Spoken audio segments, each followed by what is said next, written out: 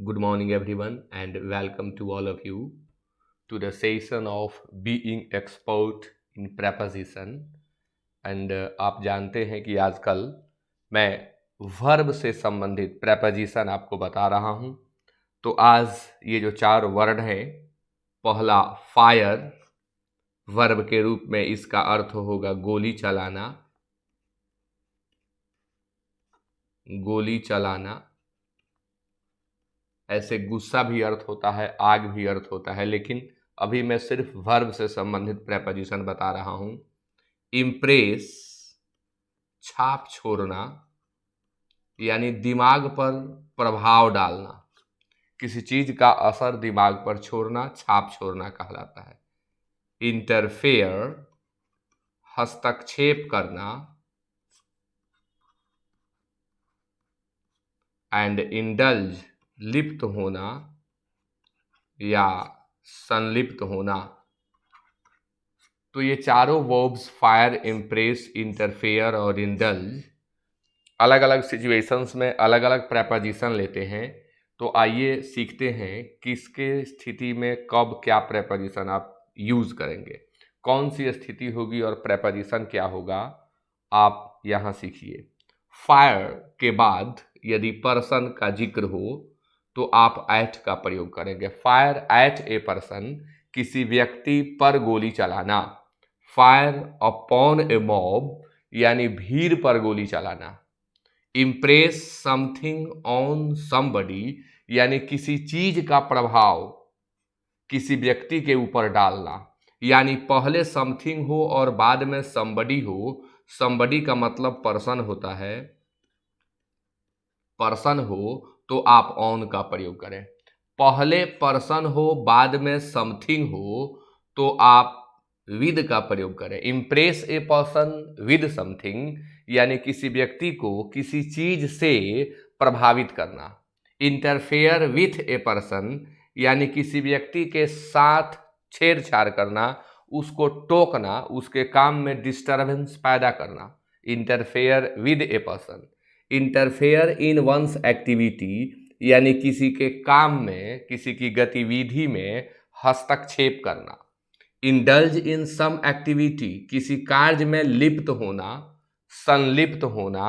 और indulge with wine, यानी शराब में डूबा हुआ होना। तो देखिए कैसे ये मीनिंग बदल रहे हैं। बार बार सुन करके आप इन मीनिंग्स को कॉपी में नोट करेंगे। अब इन सब पर example. He fired dash me but I was luckily saved, वह मुझ पर गोली चलाया लेकिन मैं सौभाग्यवश, संयोगवश बच गया। तो ही फायर्ड एट मी, अगर पर्टिकुलर पर्सन की बात हो रही हो तो फायर के बाद आप एट का प्रयोग करें।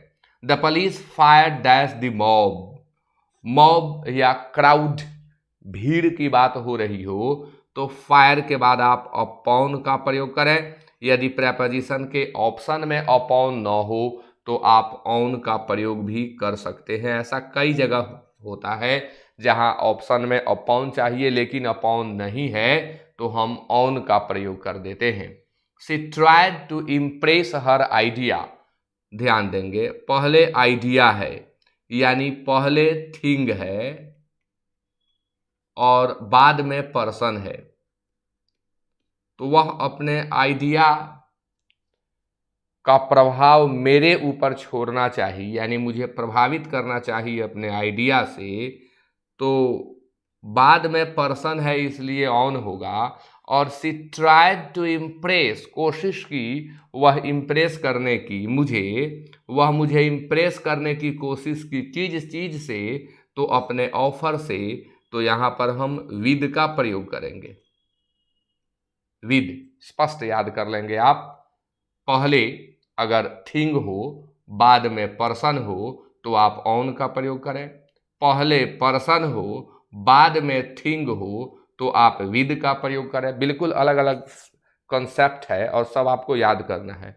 Why do you interfere dash मी, तुम मुझे क्यों टोकते हो, तुम मुझे क्यों छेड़ते हो, तुम मुझे क्यों परेशान करते हो, तुम मेरे काम में मुझ में दखल क्यों देते हो। यानी यहाँ दखल देना का मतलब काम नहीं होता है, छेड़ना होता है, परेशान करना होता है। डोंट इंटरफेयर डैश, अब देखिए यहाँ दखल देना, टोकना। Don't interfere in my work, मेरे काम में टांग मत अड़ाओ, मेरे काम में दखलंदाजी मत करो। He indulged himself dash illegal activities, वह अपने आप को गैर कानूनी गतिविधियों में लिप्त कर लिया। तो इंडल्ज्ड यहाँ इन होगा। He indulged himself dash wine after the death of his wife, पत्नी की मृत्यु के बाद वह अपने आप को शराब में डुबा लिया, यानी पत्नी की मृत्यु के बाद वह शराब में ही डूबा रहता था। तो अगर इंडल्ज के बाद वाइन आता है तो पर्टिकुलर प्रेपोजिशन हमें लगाना होता है विथ। तो आप देख सकते हैं कि सिचुएशन के अनुसार ये प्रेपोजिशन कैसे बदल रहे हैं।